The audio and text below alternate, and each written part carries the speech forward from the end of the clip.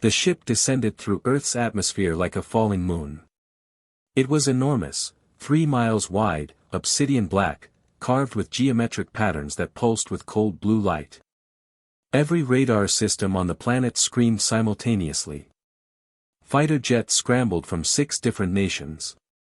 The United Nations Emergency Channel erupted into 17 languages at once. The vessel settled into a low hover above Washington, D.C., casting the entire capital into shadow.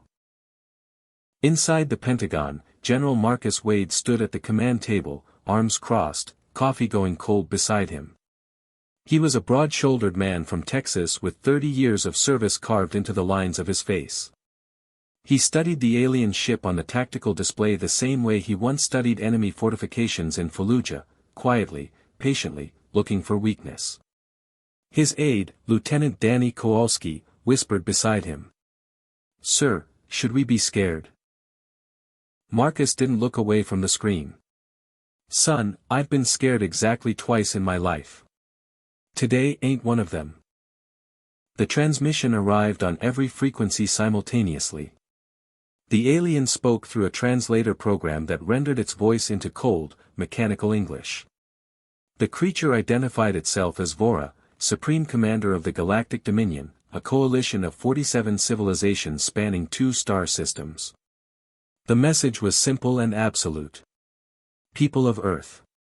Your planet sits within contested space claimed by the Dominion. You are a primitive species. Pre-interstellar, pre-unified, barely capable of leaving your own atmosphere. The Dominion offers you protection under its authority.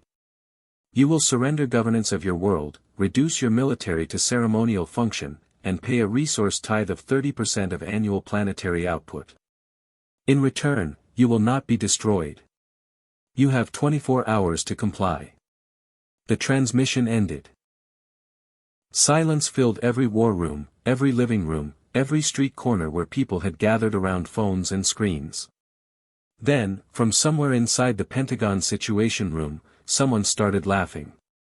It was General Marcus Wade. It wasn't a polite laugh.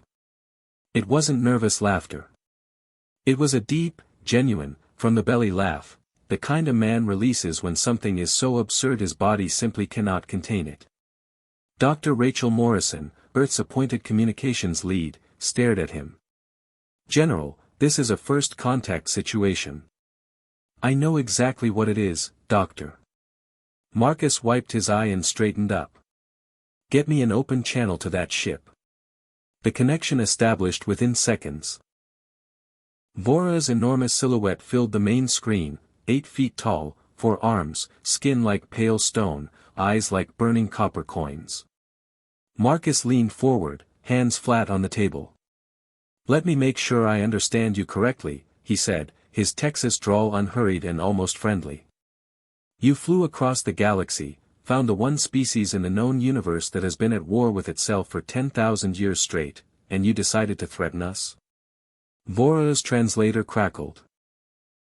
"You are primitive. Your weapons are. Son." Marcus held up one finger. "We split the atom in 1945 and the first thing we did was build a bomb. We went to the moon not for science, for competition. We have soldiers who run toward gunfire. We invented something called a bayonet charge. And last Tuesday, a 19-year-old kid from Oklahoma held a door shut against a grizzly bear for 6 minutes with his bare hands just to protect his dog. He let that settle. Do you even know who you're threatening?" What Vora's intelligence files had failed to capture wasn't Earth's technology. Humanity's weapons were indeed primitive by Dominion standards. No faster-than-light drives, no plasma cannons, no shielding arrays. What the files missed was psychology. The Dominion had conquered 46 civilizations. Every single one had negotiated, calculated survival odds, and surrendered rationally. None of them had ever looked at an extinction-level threat and felt competitive. Within 4 hours of the ultimatum, every major nation on Earth had signed a unified defense agreement, something diplomats had failed to achieve in 300 years of trying. Amateur engineers were live-streaming improvised weapons designs. A retired NASA physicist named Dr. James Holloway had already filed 3 theoretical papers on breaching Dominion hull material using modified mining charges. Humans weren't preparing to survive. They were preparing to win. Vora stared at the data streaming in from surface surveillance. The humans were smiling. Not the desperate smiles of creatures performing bravery. Genuine smiles. Excited ones. As if the Dominion's arrival had given them something they'd been missing, a common enemy, a shared purpose, a reason to stop fighting each other and aim outward.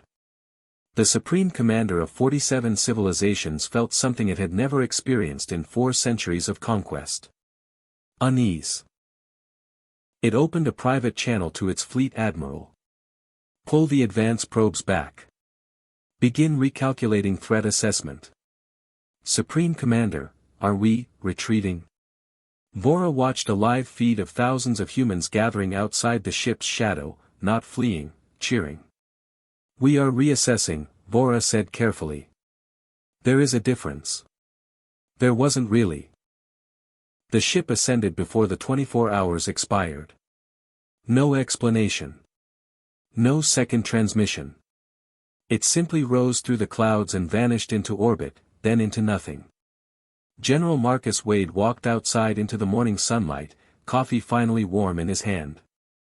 Danny Kowalski stood beside him, watching the empty sky. Think they'll come back? Danny asked. Marcus sipped his coffee and shrugged. Maybe. But I reckon they'll do a lot more research first. He looked up at the blue sky.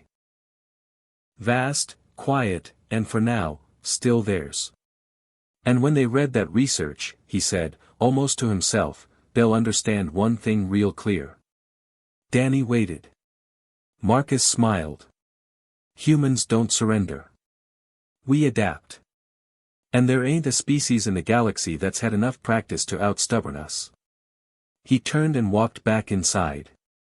Above Earth, in the cold dark between stars, the Dominion's fleet moved quietly away. And for the first time in 4 centuries of expansion, filed a new category in their conquest records. Species classification, do not engage. Threat level, incomprehensible.